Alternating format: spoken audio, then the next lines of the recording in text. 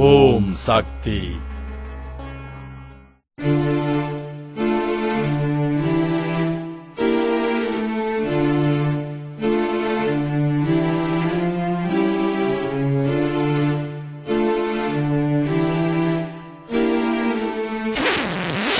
காடிலானோட தலைவர் இருக்காரு, அவர் சுத்தமானவரா?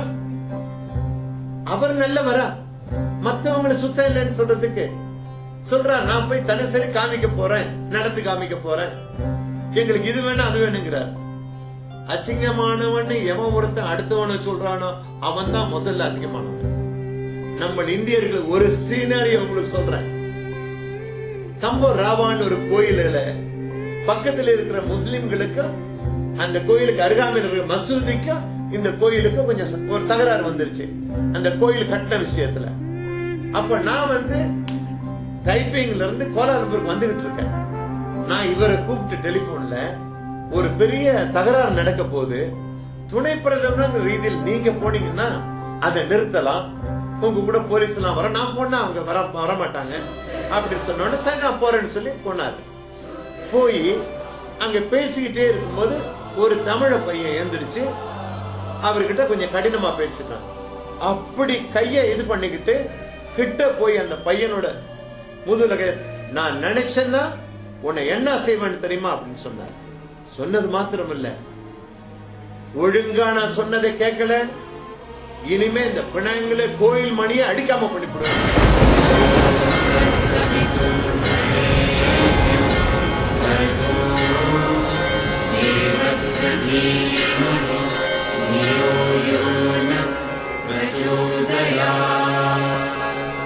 ஒழுங்கா நான் சொன்னதை கேட்கல, இனிமே இந்த பிணங்களை கோயில் மணியை அடிக்காம பண்ணிவிடுவேன். அவர் சொன்ன வார்த்தைக்கு தான் அவர் அனுபவிச்சார். நான் அந்த வார்த்தையை பாவிச்சிருந்தேன்னா அந்த தெய்வம் என்னையும் தான் கொள்ளும். அரசன் அன்று கொள்வான், தெய்வம் நின்று கொள்ளும். முதல்ல அவர் இளைஞரா இருக்கும்போது எல்லாரும் ஆதரவு, மகாதேருக்கு அவர் மேல ஒரே ஆசை, ஆசைனா ஆசை, ஐயோ அளவு கடந்த ஆசை. அவரை தடவி தடவி வளர்த்தார். யார்? மகாதேர். மேல தேனு தான் போடல, வளர்த்து டபான்னு தூக்கி இளைஞர் தலைவர், இளைஞர் அமைச்சரை வச்சார். இளைஞர் அமைச்சர் இவர் போனார். என்ன நடந்துச்சு?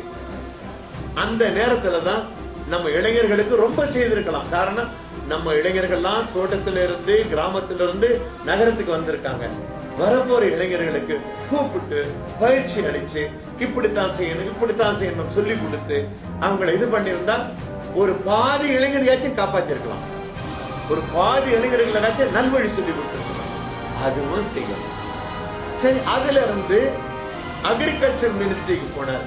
நம்ம தான் இந்த நாட்டுல அக்ரிகல்ச்சர்லயே மாஸ்டர்ஸ். ரப்பர் மரத்தை நட்டவன் நம்ம, தென்னை மரத்தை நட்டவன் நம்ம, செம்பனை எண்ணெய் மரத்தை நட்டவன் நம்ம, கொய்யா மரத்தை நட்டவன் நம்ம. எதை நம்ம நடல, நம்ம நட்டா நம்ம கை பட்டா மேல வந்துடும்.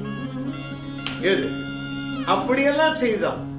இவர் அக்ரிகல்ச்சருக்கு போனார, ஒரு திட்டம் போட்டாரா, இந்தியர்களை எப்படியாச்சும் நகரத்திலிருந்து அங்கிருந்து நகரத்துக்கு வந்துட்டாங்க, இவங்களுக்கு ஒரு திட்டம் நம்ம ஏற்படுத்தி கொடுத்து கொஞ்சம் பண உதவி செய்து இவர்கள் தயார் பண்ணுவோம், இவர்களை மாட்டு பண்ண வைக்கிறதுக்கு ஏற்பாடு பண்ணுவோம், இவர்களுக்கு 10 ஏக்கர் 5 ஏக்கர் நிலம் கொடுத்து இவர்கள் அந்த நிலத்து மூலமா தங்களுடைய விவசாய அனுபவத்தை நம்ம முன்னேற்றுவோம்.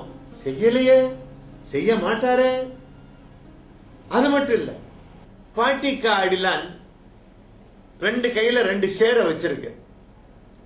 அந்த சேரு ஒண்ணு கோபாலகிருஷ்ணன், இன்னொன்னு மாணிக்கவாசம்.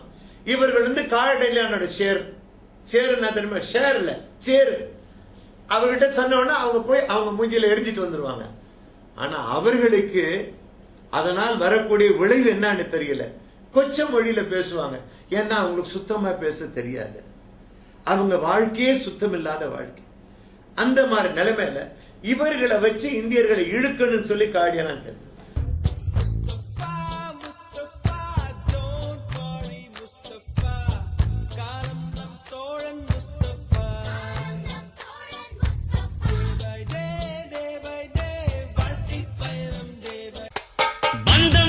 சொந்தம் என்ன போனா என்ன வந்தா என்ன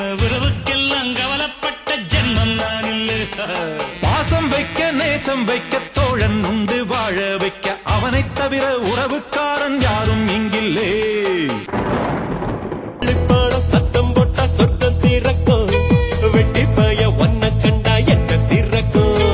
உங்கள் வசம் உள்ள துட்டில் சொர்க்கம் திறக்கும், எங்கள் வசம் உள்ள புத்தி சொர்க்கம் படைக்கும். கோணல் உள்ள புத்தி தன்னை தாக்கும் கத்தி, உன்னை வெல்லும் யுக்தி.